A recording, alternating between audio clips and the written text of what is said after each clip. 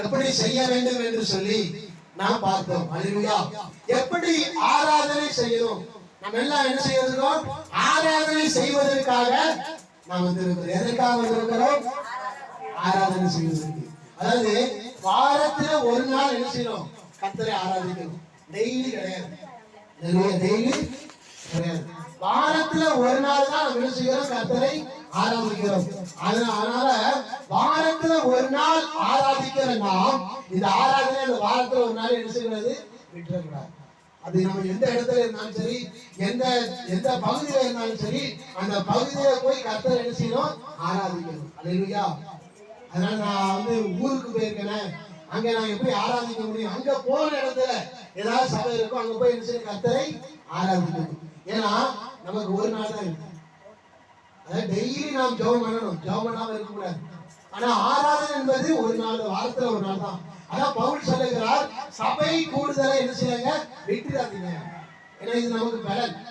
வீட்டுல இருந்து நம்ம ஜெபம் பண்றோம், அது தப்பு கிடையாது. ஆனா ஆராதனை என்கிற இடத்துல நம்ம ஜெபம் பண்ணும் போது நிறைய பேர் இருக்கிறோம். எத்தனை எப்படி இருக்கோம்? 10 பேர் இருக்கிறோம், 20 பேர் இருக்கிறோம், 30 பேர் இருக்கிறோம். இப்படி நிறைய பேர் நம்ம இருந்து ஆராதிக்கிறதுனால நமக்கு விரோதமாய் சில பிசாசுகள் கிரியை செய்கிற அந்த பிசாசு நினைச்சுதான் இந்த கூட்டு பிரார்த்தனை என்ன செய்யும்? முறியடிச்சு. புரியுதா நான் சொன்னது? அதாவது நாம் கூடி ஆராதனை செய்யறதுனால துரத்த முடியாத பிரச்சனையை கூட என்ன செய்யலாம்? துரத்திடலாம். அதுக்குதான் ஆராதனை. அல்லேலூயா. அதனால இப்படி நாம் கூடி ஆராதிக்கிறது அவ்வளவு லாபம் இருக்கு. அதனால இந்த ஆராதனை மாத்திரம் நம்ம நினைச்சு கூடாது, விட்டுவிடக் கூடாது. அல்லேலூயா. அதனால தொடர்ந்து கர்த்தருக்கு ஆராதனை செய்யுங்க, தொடர்ந்து வாங்க. அதாவது 11 மணிக்கு நாம் ஆராதனை ஸ்டார்ட் பண்றோம், 1 மணிக்குள்ள நம்ம முடிஞ்ச அளவுக்கு முடிச்சிருந்தோம். அதனால கரெக்டா செய்ய வாங்க. ஏன்னா பாட்டு நாம் பாடுறோம். ஏன் பாட்டு பாடுறோம்னா, அந்த ஆண்டவரை வாயை திறந்து நாம் பாடும் பொழுது நிறைய நன்மைகள் கிடைக்கும். என்ன கிடைக்கும்? நிறைய. அதான் வாசகம் சொல்றது, உன் வாயை விரிவாய் தர நன்மையினால் நிரப்புவேன். நம்ம வீட்டுல அந்த சத்தம் போட்டு பாட முடியாது, பாட கொஞ்சம் கஷ்டம் தான். ஆனா சர்ச்சையில நம்ம நினைச்சா நல்ல சத்தமா நினைச்சா பாடி துடிக்கலாம். அப்படி விரிவாய் நம்முடைய வாயை திறக்கும் பொழுது நமக்கு என்ன கிடைக்கும்? நமக்கு வராத நன்மைகள் கூட வந்துச்சு.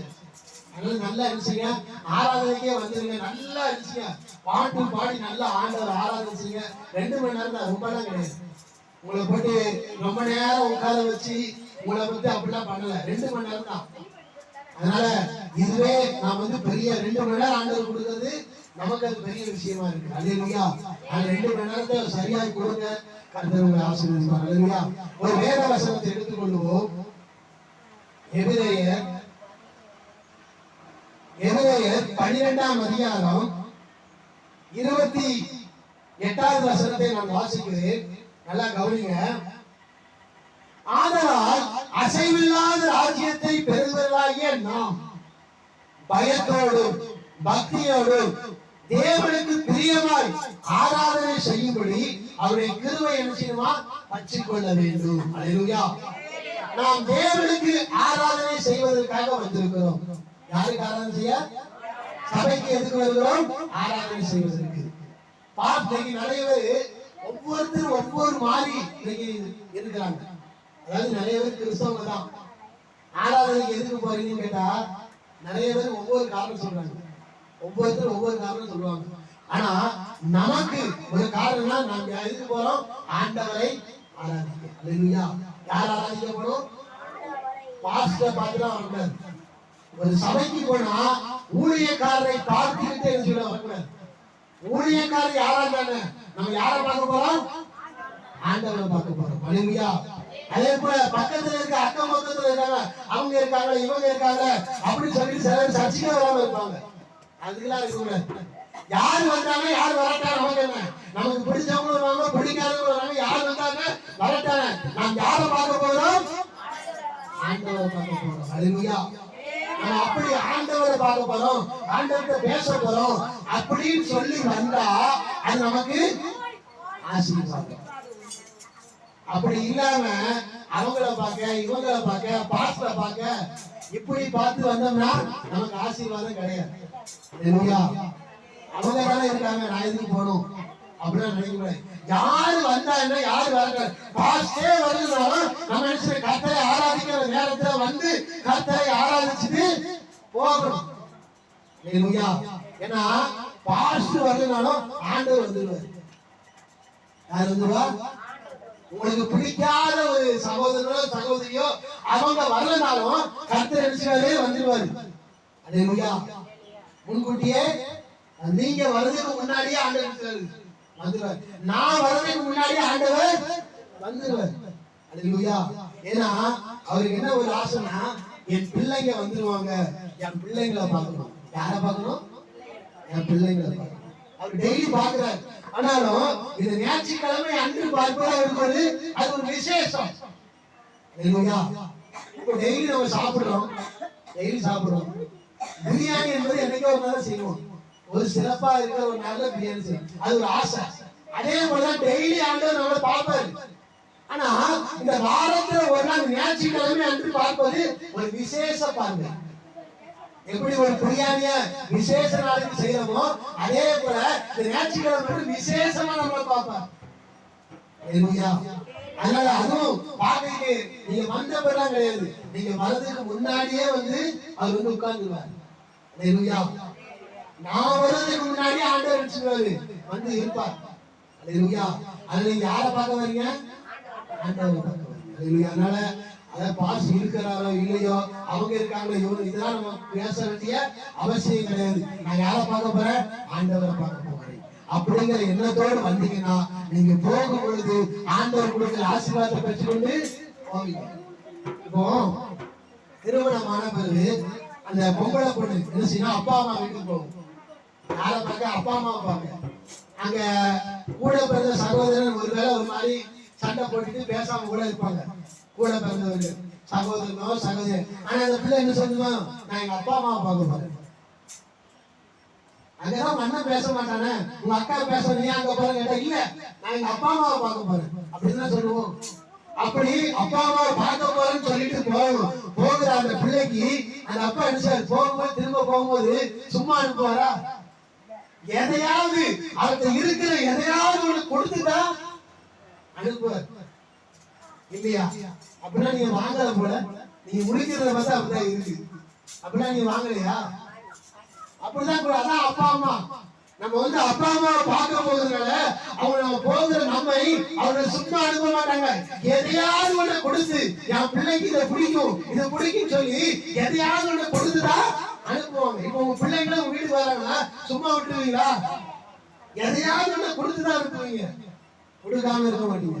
அதே போலதான் நீங்க ஆண்டவரை பார்க்கணும்னு சொல்லி வந்தீங்கன்னா ஆண்டவர் உங்களை சும்மா அனுப்ப மாட்டாரு. உங்களுக்கு பிடிச்சது என்னவோ அதை கொடுத்துதான் அனுப்புவார். அங்க கவனிங்க எல்லாரும், சின்ன பிள்ளைங்க எல்லாரும் கவனிங்க.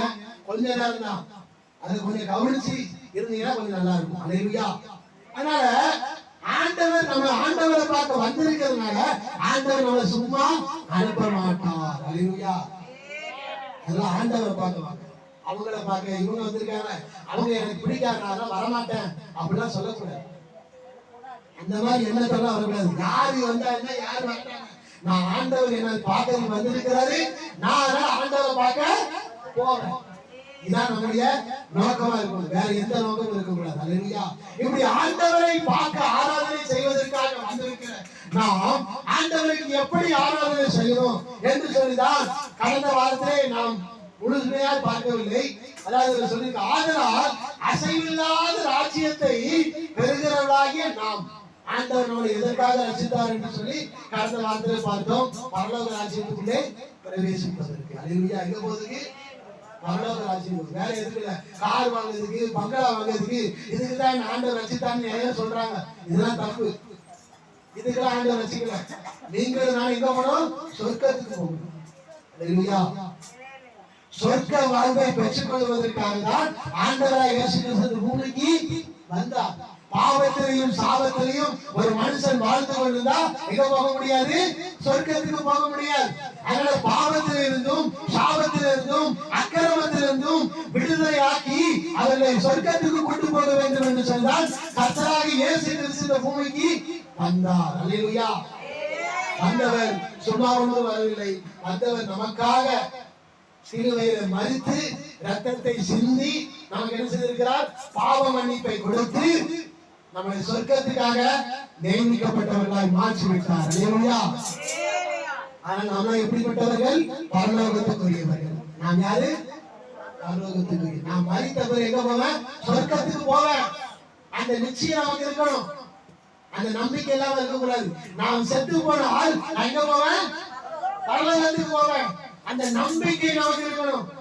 அந்த நம்பிக்கை நமக்கு இருக்கணும் கண்டிப்பா. ஒருவேளை அந்த நம்பிக்கை இல்லைன்னா இன்றைக்கு அந்த நம்பிக்கையை உருவாக்கிக்கோங்க. அந்த நம்பிக்கையா வாங்க. நான் பரவாயில்ல, நான் மரிச்சாலும் எங்க போவேன்? சொர்க்கத்துக்கு போவேன். நான் மரித்தாலும் பரலோக ராஜ்யத்துக்கு போவேன். அந்த நிச்சயம் நமக்குள்ளே எப்பொழுதும் இருக்க வேண்டும். அல்லேலூயா. சரி, ஆராதனை எப்படி செய்ய வேண்டும் என்று நான் பார்க்கும் பொழுது அங்கே சொல்லுகிறது அந்த வசனத்தை பாருங்க. அதாவது எபிரேயர் 12:28.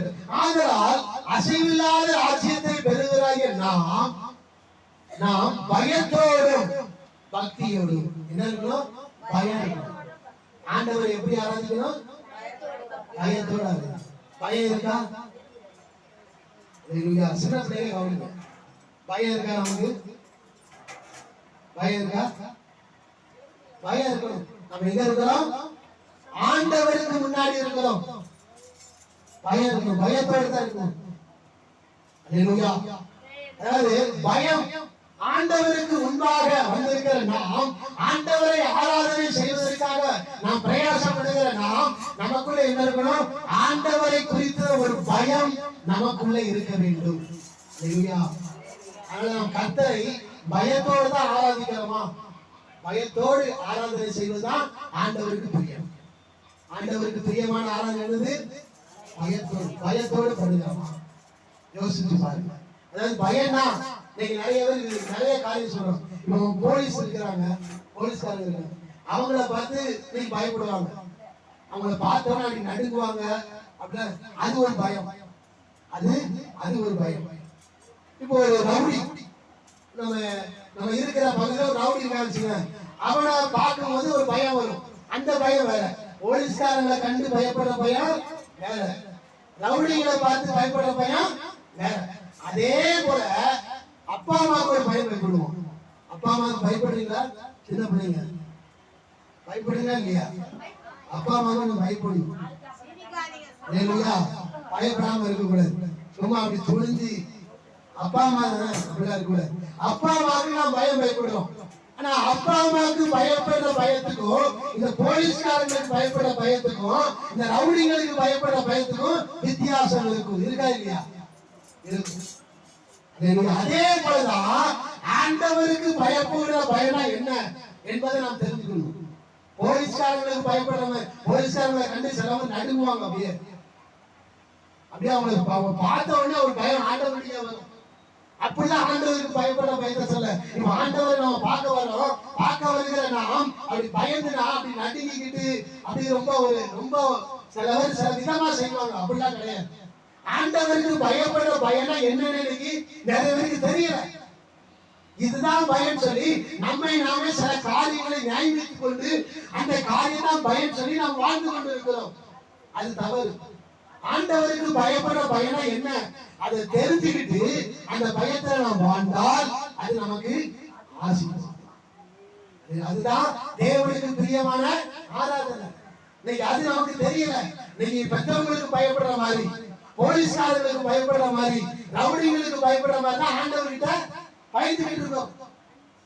அப்படித்தானே பயப்படுறோம் இன்னைக்கு. என்ன சொல்லுவோம்? அதாவது புரஜா சனங்கள் சொல்லுவாங்க, இதை செய்யாத சாமி கண்ணை குத்துவாங்க. நீங்க நம்ம அப்படிதான் சொல்லுவோம். நீ ஜெபமா ஆண்டவர் ஒண்ணு இப்படி பண்ணிடுவாரு. சொல்றோமா இல்லையா? புரஜா ஜனங்கள் என்ன சொல்றாங்க? நீ இதை செய்யாத செஞ்சனா சாமி உன் கண்ணை குத்தும். அதே போல நாம என்ன செய்யறோம்? நீ இப்படி இருந்தா உன்னை ஆண்டவர் இப்படி குத்துவாருன்னு தான் சொல்லுவோம். சொல்றோமா இல்லையா? இப்படி நம்ம என்ன பயத்தை நீங்க விதைக்கிறோம். இப்படி பயத்தை விதைக்கிறதுனால அது தேவனுக்கு பயப்படுற பயனு நாம் நினைக்கிறோம். அது தேவனுக்கு பயப்படுற பயமே கிடையாது.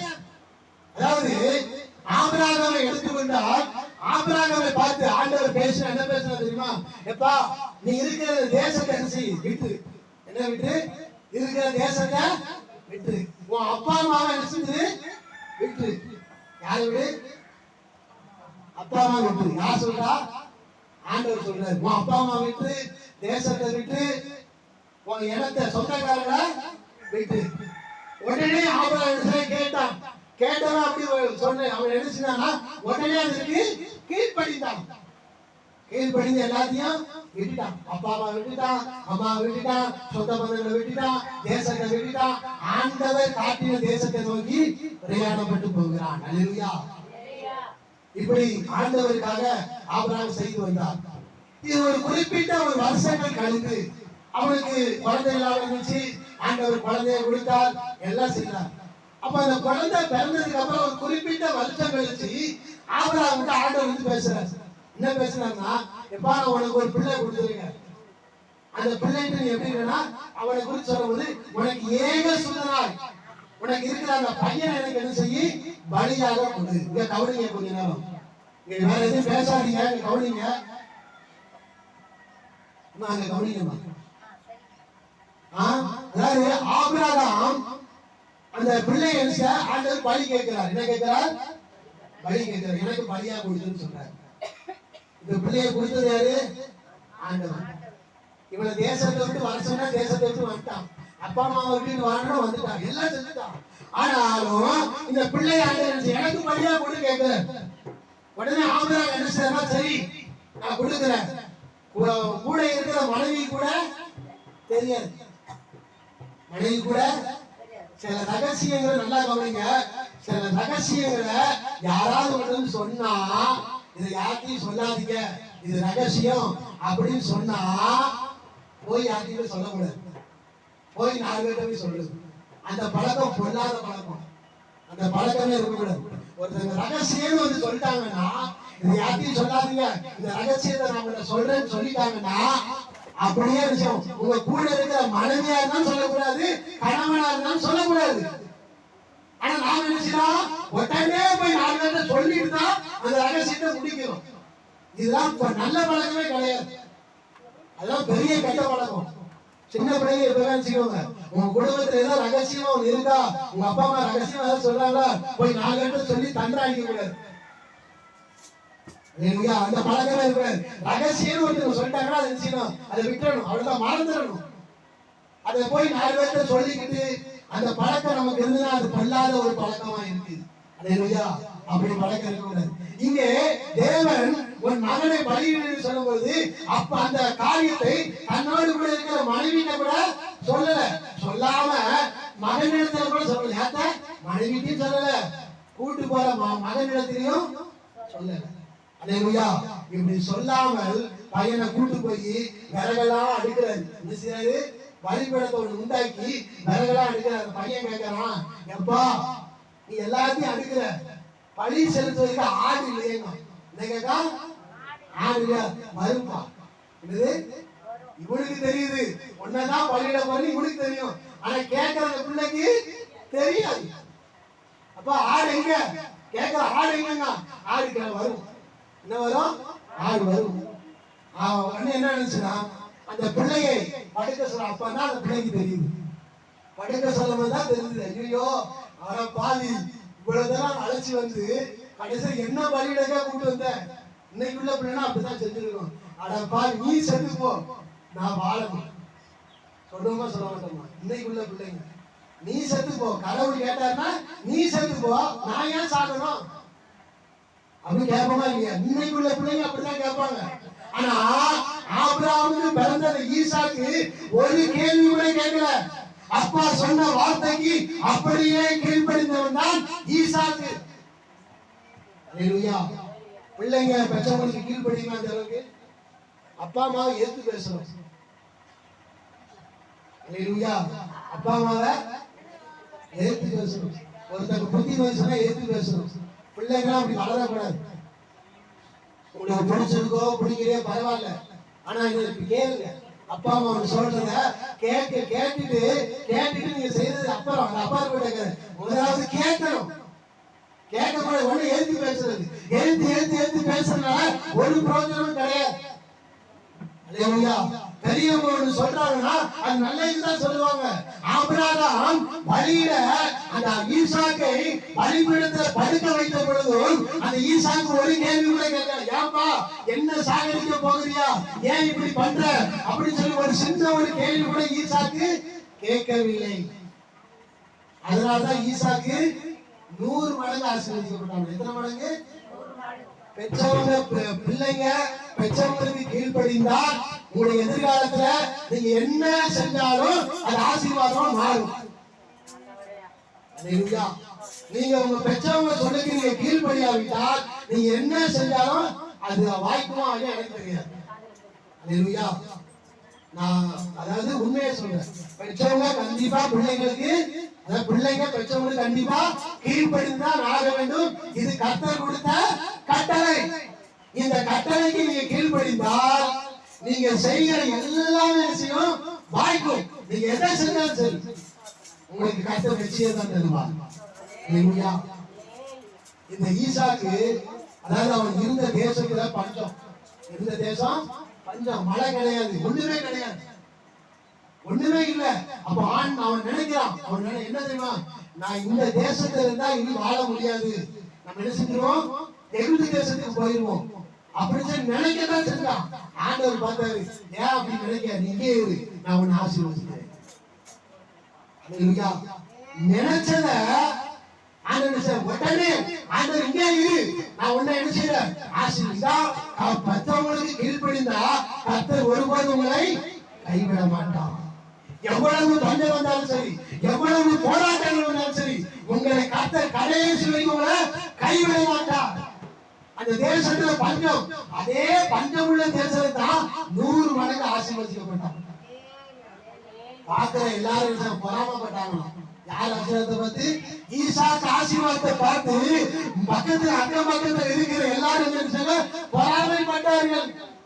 இதுக்கு காரணம் அவன் தகப்பனா இருக்கிற ஆபிரகாமுக்கு கீழ்ப்படிந்ததுதான். நம்ம கீழ்ப்படிதாமா?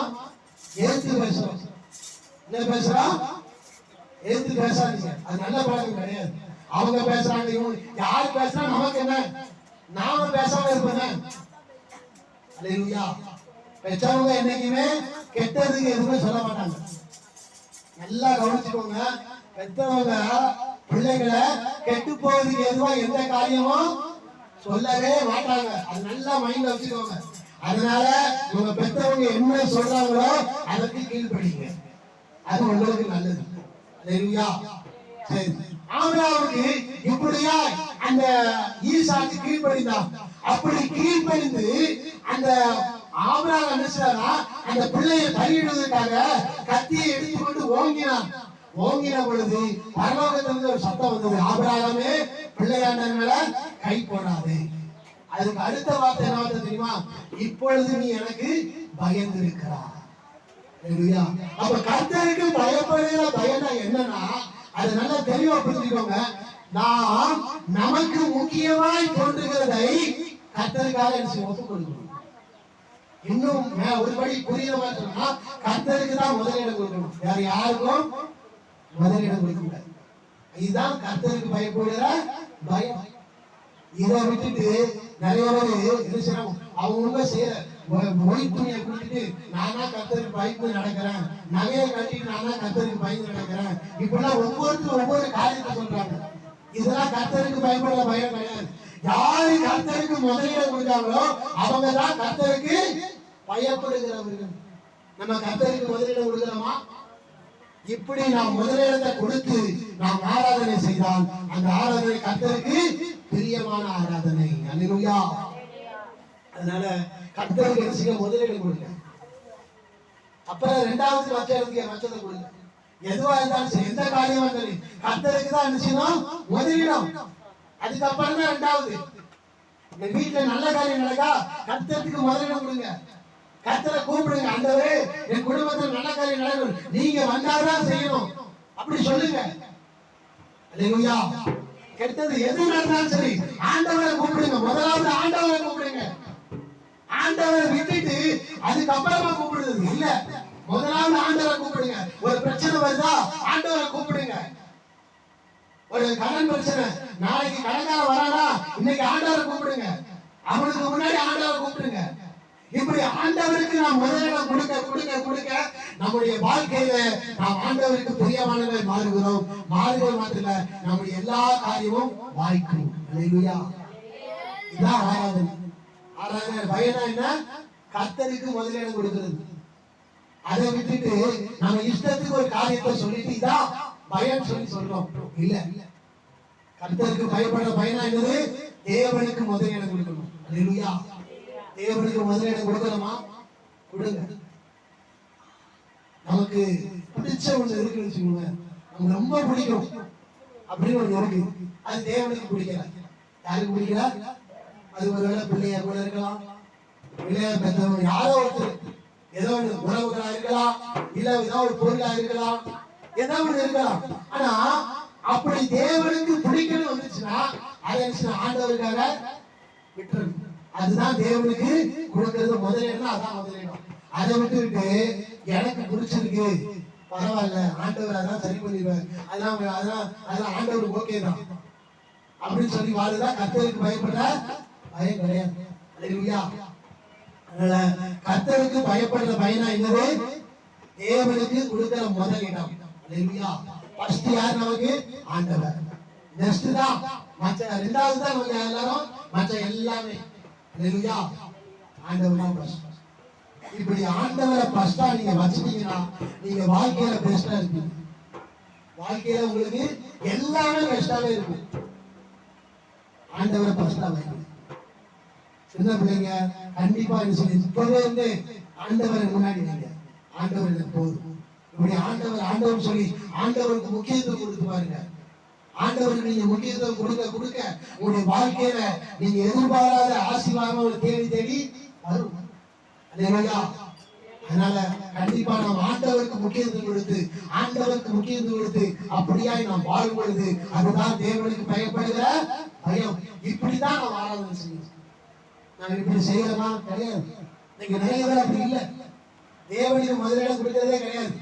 அதாவது நிறைய பேர் சர்ச்சைக்கு போறாங்க, பாஸ்டருக்கு முதலிடம் கொடுக்குறாங்க. யாருக்கு? பாஸ்டருக்கு. பாஸ்டருக்கு முதலிடம் கொடுத்தா கண்டிப்பா வாழ்க்கையில முன்னேறவே முடியாது. பாஸ்டர் நம்ம போல ஒரு மனுஷன் தான், அவர் கடவுள் கிடையாது. இன்னைக்கு நிறைய பேர் அதாவது சாமி, அதாவது நிறைய சாமியார் சொல்லி மனுஷன் இன்னைக்கு வணங்குறான். கடவுள் சொல்லி மனுஷரை வணங்குறாங்க. அல்லேலூயா. அப்ப யாருக்கு முதலிடம் கொடுத்திருக்காங்க? அந்த மனுஷனுக்கு. இது தேவனுக்கு பயப்பட பயம் கிடையாது. மனுஷனுக்கு முக்கியத்துவம் கொடுக்க கூடாது. தேவனுக்கு மட்டும்தான் முக்கியத்துவம், தேவனுக்கு மட்டும்தான் முதலிடம். அல்லேலூயா. அப்படி நாம் முக்கியத்துவம் எந்த காரியத்துக்கு கொடுக்கிறோமோ அது நமக்கு விக்கிரக ஆராதனையாய் மாறுகிறது. விக்கிரக ஆராதனை ஒரு சிலையை வச்சுக்கிட்டு அது முன்னாடி வணங்குறதா விக்கிரகான்னு நினைக்கிறோம். இல்ல, நீங்க ஆண்டவரை விட்டுட்டு எதுக்கு முக்கியத்துவம் கொடுக்கீங்களோ அதுதான் விக்கிரக ஆராதனை. அல்லேலூயா. அதனால எதுக்கும் முக்கியத்துவம் கொடுக்காங்க. தேவனை தவிர வேற எதுக்கும் முக்கியத்துவம் நம்ம கொடுக்க கூடாது. ஆண்டவரை மிஞ்சி ஒண்ணுமே கிடையாது. தாவீது ராஜா, பெரிய ராஜா. இஸ்ரவேல் ஜனங்கள் பார்த்தா அது நிறைய லட்சத்துக்கு மேலான ஜனங்கள், லட்சத்துக்கும் மேலான ஜனங்கள். அவ்வளவு பெரிய கூட்டத்துக்கு அவன் ராஜா. அப்படி ராஜாவா இருந்த பொழுது அவன் சொல்ற ஒரு வார்த்தை தெரியுமா? கர்த்தருடைய ஆலயத்துக்கு போன்னு சொல்லி மற்றவங்க அவன் சொல்லல, அவன் நினைக்கல, இன்னொருத்தவங்க வந்து சொல்றாங்க ஆலயத்துக்கு போவோம் அப்படின்னு சொன்ன பொழுது அவன் நினைச்சிட்டாங்க. உடனே அவனுக்கு வந்து சந்தோஷம் வந்துட்டான். என்ன வந்துட்டு? சந்தோஷம் வந்துட்டு. அவனுக்கு எவ்வளவு வேலை இருக்கும்? வேலை இல்லாம இருக்குமா? ராஜாவா இருக்கிறான், லட்சத்துக்கு மேலான ஜனங்கள் அவனுக்கு கீழே இருக்கிறாங்க. அவனுக்கு எவ்வளவு பொறுப்பு இருக்கு? பொறுப்பு இருக்குமா இருக்காதா? இல்ல சும்மா அப்படி ஏசியை போட்டுக்கிட்டு சும்மா பேங்க்ல இன்னைக்கு முதலமைச்சர் இருக்கிறாரு, அவரை குறித்து அவன் ஈஸியா சொல்லிடுவோம், அவருக்கு எந்த பிரச்சனையும் இல்லப்பா, அவருக்கு என்ன, அவருக்கு சொகுசு அனுசா இருக்காருன்னு சொல்லுவோம். அவருக்கு எவ்வளவு பிரச்சனை நம்ம அவருக்கு தான் தெரியும். உண்மையா இல்லையா? அவர் ஏன்னா தமிழ்நாட்டையே ஆலயம் செய்யறாரு, எத்தனையோ கிராமம் இருக்கு, எத்தனையோ மாவட்டம் இருக்கு. அவ்வளவு மாவட்டத்தில் இருக்கிற பிரச்சனை அவர்கிட்ட போகும். அவர் இதுக்கு என்ன பண்ணலாம், அதுக்கு என்ன பண்ணலாம், அவருக்கு அதே மைண்ட்ல ஓடிட்டே இருக்கும். அப்ப அவருக்கு பிரச்சனை இல்லாம இருக்காது. அதே போலதான் இந்த தாவீது இஸ்ரவேல் தான் முதல் பேசவா மட்டும் அவர் ராஜாவா இருக்கிறார். அவருக்கு எவ்வளவு பிரச்சனை இருந்திருக்கும். அந்த பிரச்சனையின் மத்தியிலையும் அவர் யாருக்கு முதலிடம் கொடுத்தாரு? ஆண்டவர். நம்ம ஒண்ணுமே இல்லை, ஒரு 1000 ரூபாய் நமக்கு சம்பளம் கிடைக்கும். எவ்வளவு கிடைக்கும்? 1000 ரூபாய். மிஞ்சி போனா ஒரு 1000 ரூபாய் வச்சுக்கோங்க. சரி, அது கூட வேண்டாம், ஒரு 5000 ரூபாய் வச்சுக்கோங்க. அந்த சம்பளம் ஞாயிற்றுக்கிழமை கிடைக்குன்னா என்ன செஞ்சிருவோம்? எனக்கு அந்த 5000 ரூபாய் போதும்.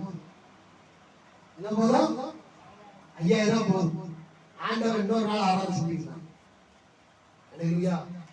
அது சில சூழ்நிலையா செலவு செய்யணும். அது நான் தவறுன்னு சொல்ல தவறு. சில பேர் முடியாதவங்க இருப்பாங்க. அதாவது வேலை பார்த்தா தான் முடியும், வேற வழி கிடையாது, அப்படிப்பட்டவங்களை பத்தி பேசல. ஆனா நல்லா எல்லாம் இருக்கும், நல்ல வசதியா தான் இருப்பாங்க. ஆனாலும் ஞாயிற்றுக்கிழமை சர்ச்சைக்கு போக மாட்டாங்க. வேலைதான் முக்கியம், வேலைக்கு வருவாங்க. அவங்களதான் நான் சொல்றேன். உங்களுக்கு புரியுதா புரியலையா? அதாவது சிலவங்க முடியாத சூழ்நிலை, சில சூழ்நிலை, அதாவது அவங்களுக்கு வேற வழி கிடையாது, வேலைக்கு போனாதான் சாப்பாடு, அப்படிப்பட்டவங்க நான் பத்தி பேசல. ஏன்னா அவங்களா அவ்வளவு கட்டாயமா அப்படித்தான் செய்யணும் வேதமும் சொல்லல. ஆனா எல்லாமே இருக்கும், இருந்தும் கர்த்தரை ஆராதிக்க அவங்களால முடியாது. பிசினஸ், வேலை அப்படி போகலாம் தெரியுமா? இவங்களை பத்தி நான் பேசுறேன். அல்லேலூயா. அதனால தேவஜனமா இருக்கிற நாம் கர்த்தருக்கு முதலிடம் கொடுக்கணும். அவன் ராஜாவா இருந்தாலும், அவனுக்கு அவ்வளவு பொறுப்புகள் இருந்தாலும், அவனுக்கு கர்த்தரை ஆராதிப்பதை விடல. அல்லேலூயா. விடாமல் கர்த்தரை ஆராதிப்பதற்கு அவனுக்கு ஒரு சந்தோஷம் வந்துச்சு. நமக்கு ஆராதனை பண்ண சந்தோஷம் வருதா இல்லையா? சந்தோஷம். இன்னைக்கு நிறைய பேர் பார்க்க முடியல. அப்பா வேற வேலையே இல்லை, ஞாயிற்றுக்கிழமை ஒரு நாள் தான் லீவு, ஞாயிற்றுக்கிழமை ஒரு நாள் தான், சனிக்கிழமை வரைக்கும் ஸ்கூல்ல போட்டு கொள்றாங்க, ஞாயிற்றுக்கிழமை சர்ச்சில் போட்டு கொள்றாங்க,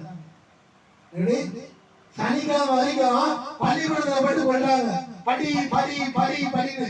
ஞாயிற்றுக்கிழமை சர்ச்சுக்கு போ, சர்ச்சுக்கு போ, சர்ச்சுக்கு போன்னு சொல்லி கொள்றாங்கன்னு சொல்லி நம்ம அப்படி பேசுவோம். பேசுவோமா இல்லையா? அல்லேலூயா. நானும் அப்படிதான் பேசியிருக்கேன் முன்னாடி. அல்லேலூயா. ஆனா அப்படி கிடையாது. ஒரு 2 மணி நேரம் தானே, கஷ்டத்தோட கஷ்டம், 2 மணி நேரம் ஆண்டவர் சந்தோஷமா ஆராதிக்கும் அப்படின்னு சொல்லி வந்துட்டா அது நமக்கு பெரிய ஆசீர்வாதம். அல்லேலூயா.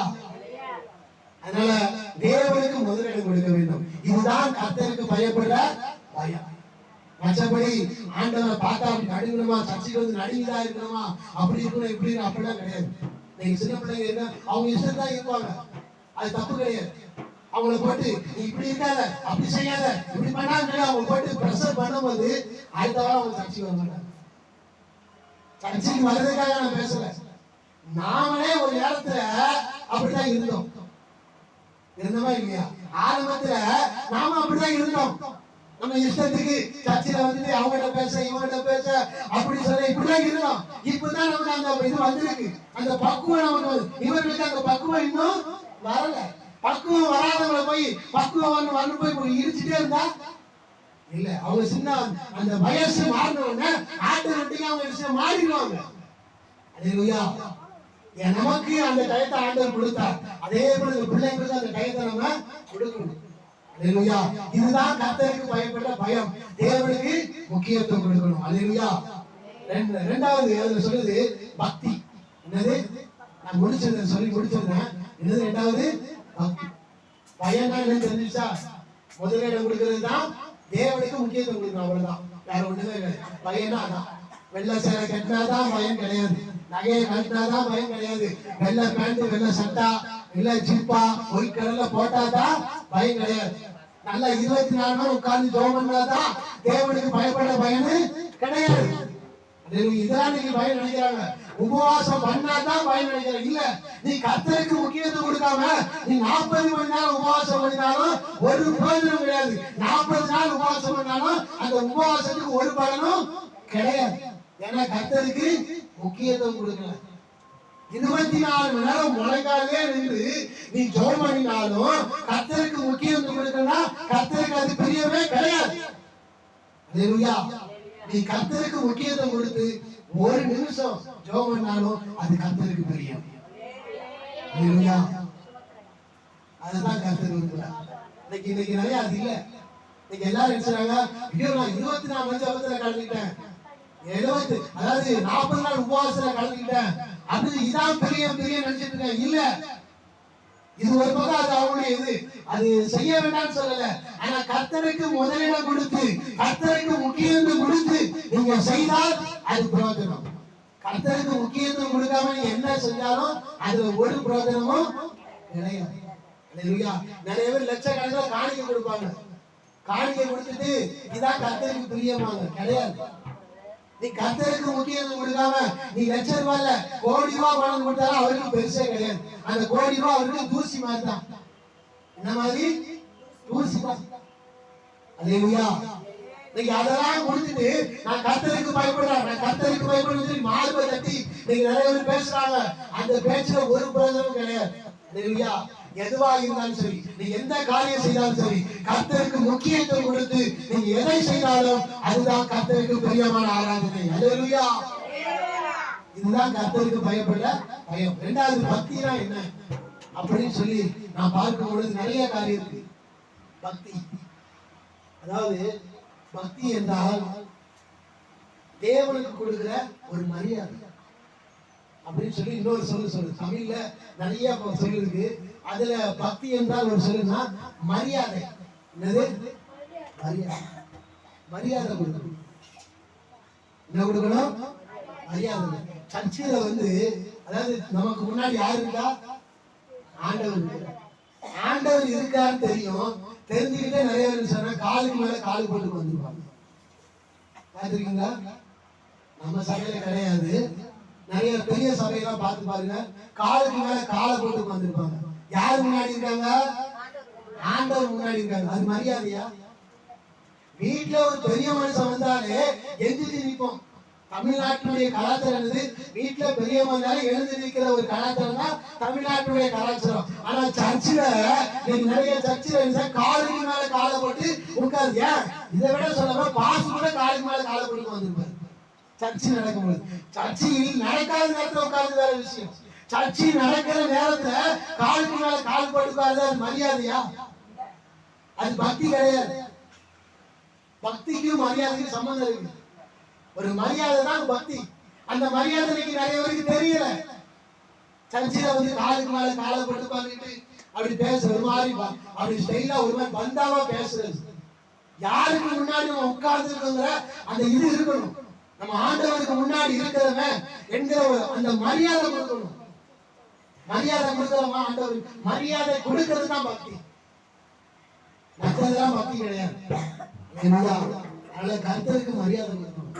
அடிக்கடி நான் யோசிப்பேன், அதாவது வானம் அவருக்கு சிங்காசனம். இது என்னுடைய யோசனை தான், என்னுடைய தனிப்பட்ட யோசனை, வேற யாருடைய காரியம், என்னுடைய காரியத்தை நான் சொல்றது. அதாவது எனக்கு பிடிச்சதை நான் செய்யறதுனால, அதாவது வானம் அவருக்கு சிங்காசனம், பூமி அவருக்கு ஆதரவு. ரட்சிக்கப்படுறதுக்கு முன்னாடி எனக்கு கால் மேல கால் போட்டு ரொம்ப பிடிக்கும், ரொம்ப பிடிக்கும். எங்க உட்காந்து காலு மேல கால் போட்டு உட்காருங்க.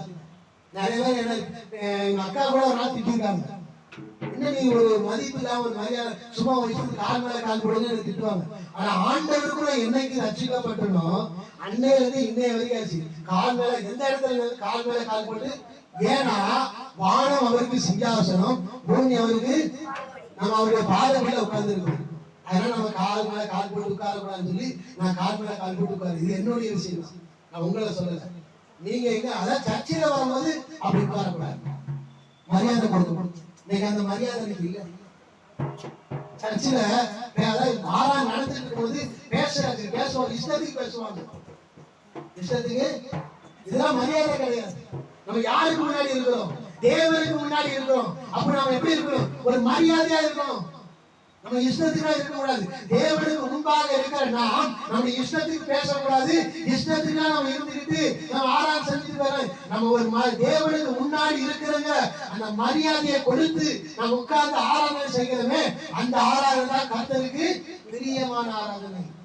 நம்ம இஷ்டத்துக்கு பேசிக்கிட்டு இஷ்டத்துக்கு நம்ம இருந்துக்கிட்டு மரியாதையே கொடுக்கிறது கிடையாது.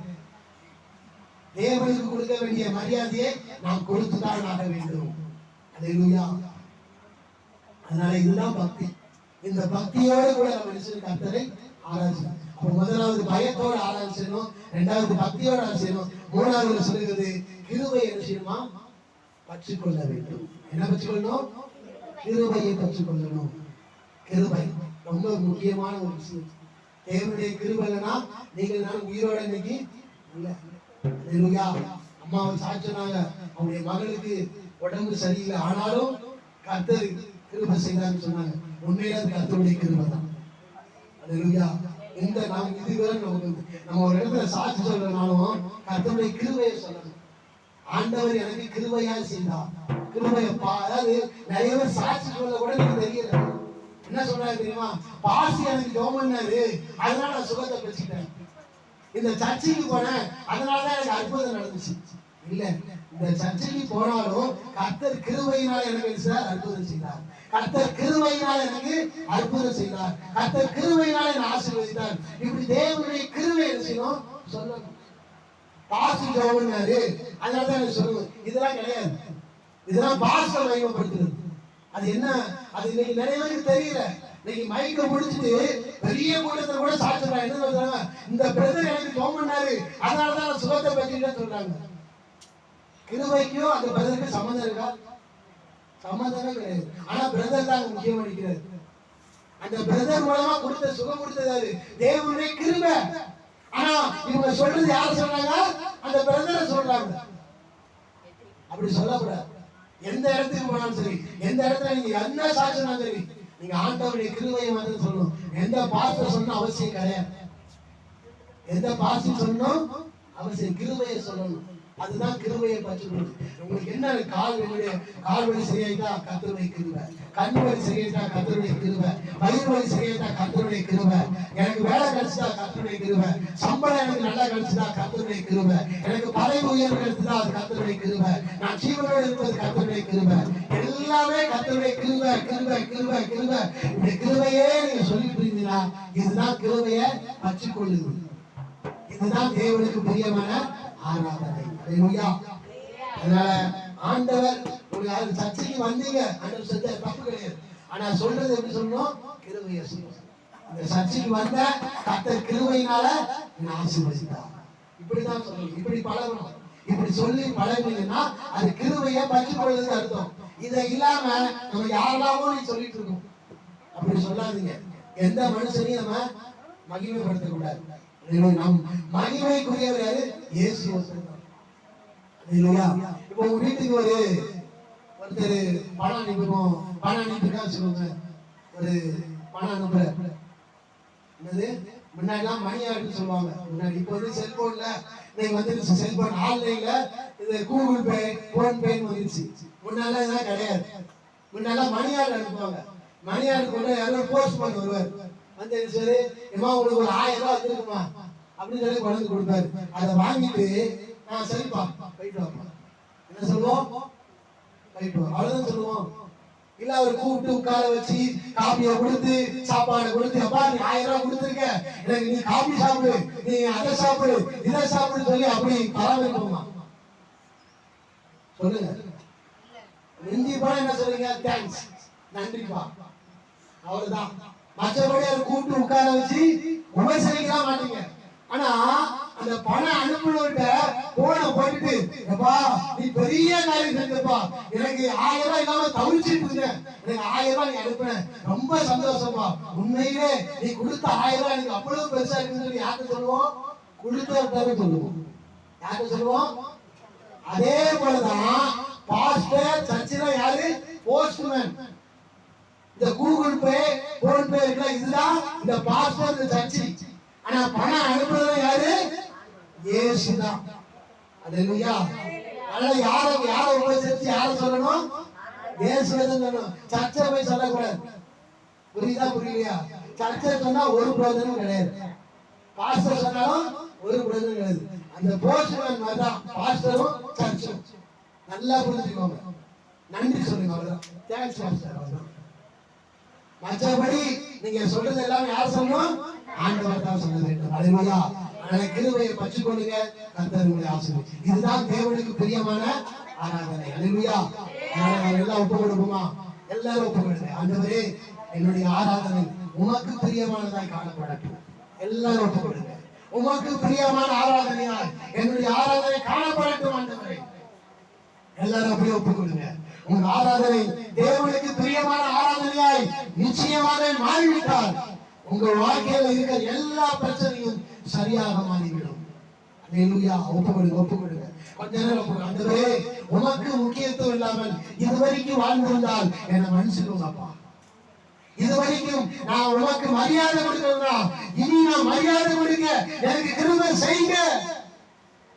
இதுவரைக்கும் நான் உங்களுடைய கிருபையை பற்றிக்கொள்ளாவிட்டால் இந்த நாளில் இருந்து உங்களுடைய கிருபையை மாத்திரமே பற்றிக்கொள்ள எனக்கு கிருபை செய்யும். ஒப்புக்கொடுங்க, ஒப்புக்கொடுங்க.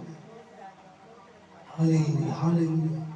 உங்க கிருபைதான் என்னை தாங்குகின்றது. உங்க கிருபைதான் என்னை நடத்துகின்றது. உங்க கிருபைதான் என்னை தாங்குகின்றது. உங்க கிருபைதான் என்னை நடத்துகின்றது. கிருபையே, கிருபையே, கிருபையே.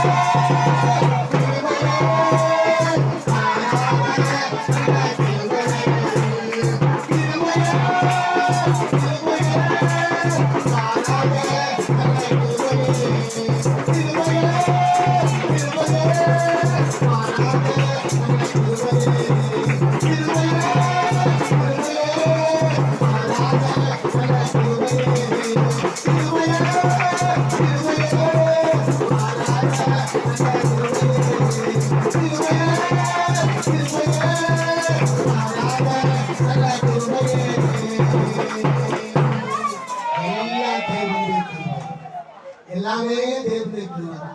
இதுவெல்லாம் ஒண்ணுமே இல்லை. இந்த ஆராதனைக்கு வந்திருக்கிற உங்களுக்கு நிச்சயமாய் தேவனுடைய கிருபை பூரணமாய் இருக்கும். தேவனுடைய கிருபையினால எல்லாவற்றையும் நீங்கள் வெற்றியாய் பெறுவீர்கள். நிச்சயமாய் தேவனுடைய கிருபை எல்லாம் செய்யும். நிச்சயமாகவே நாம் ஜீவனோடு இருப்பது கர்த்தருடைய கிருபை. ஆண்டவருடைய கிருபையினால எனக்கு ஜீவனோடு இருக்கிறோம். தேவனுடைய கிருபை ஒரு மாறாத கிருபை. நிச்சயமாய் அந்த கிருபையானது இதுவரைக்கும் உங்களுக்கு ஏதோ ஒரு நன்மைகள் வராமல் இருக்கலாம். ஏதோ ஒரு நன்மைகள் நீங்க எதிர்பார்த்து கொண்டிருக்கிற நன்மைகள் இதுவரைக்கும் நடக்காம இருக்கலாம். அந்த நன்மைகள் இந்த நாளில் தேவனுடைய கிருபையினால உங்களை தேடி வரும். அதை நீங்க எல்லா கருத்தை நிச்சயமாக உங்களை தேடி நிச்சயமாகவே நீங்க எதிர்பார்த்து கொண்டிருக்கிற நன்மைகள் உங்களை தேடி வரும். இது தேவனுடைய கிருபை, இது தேவனுடைய கிருபை, இது தேவனுடைய கிருபை. அப்படியே நாம் ஜெபிப்போம். பரிசுத்தமுள்ள பரலோகத்தினாலே உங்களுடைய கிருபையினால இவ்வளவு நேரம் உங்களை ஆராதிக்க உம்முடைய நாமத்தை மகிமைப்படுத்த அப்பா பயத்தோடு பக்தியோடு அப்பா இயேசுவே உம்மை ஆராதிக்க உமக்கு பிரியமாய் ஆராதனை செய்ய நீர் கிருபை செய்திருப்பா. அதற்காக இதுவரைக்கும் நாங்கள் உமக்கு முக்கியத்துவம் கொடுக்காவிட்டால் இந்த நாளிலிருந்து நாங்கள் இனி முழுமையாக உமக்கு முக்கியத்துவம் கொடுக்க எங்களுக்கு கிருபை செய்யும். அதே போல உமக்கு மரியாதை கொடுக்க எல்லா சூழ்நிலையிலும் உமக்கு மரியாதை கொடுத்து வாழ எங்களுக்கு கிருபை தான். அதே போல எல்லா சூழ்நிலையும் உங்களுடைய கிருபையை பற்றிக்கொள்ள எங்களுக்கு கிருபை தான். இதுதான் புத்தி உள்ள ஆராதனை, இதுதான் உமக்கு பிரியமான ஆராதனை. இந்த ஆராதனை செய்ய எனக்கும் வந்திருக்கிற உங்களுடைய ஜனங்களாக இருக்கிற ஒவ்வொருவருக்கும் இந்த சத்தத்தை கேட்டுக் கொண்டிருக்கிற ஒவ்வொருவருக்கும் நீ கொடுத்து உங்களுடைய நாமத்தை மகிமைப்படுத்தும். தொடர்ந்து உங்களுடைய கிருபையினால எங்களை நடத்தும். ஆசீர்வதி பாதுகாத்துக் கொள்ளும். பெரிய காரியம் இயேசுவின் நாமத்தினாலே பிதாவே. ஆமென். எல்லாரும் சேர்ந்து ஆத்மாவே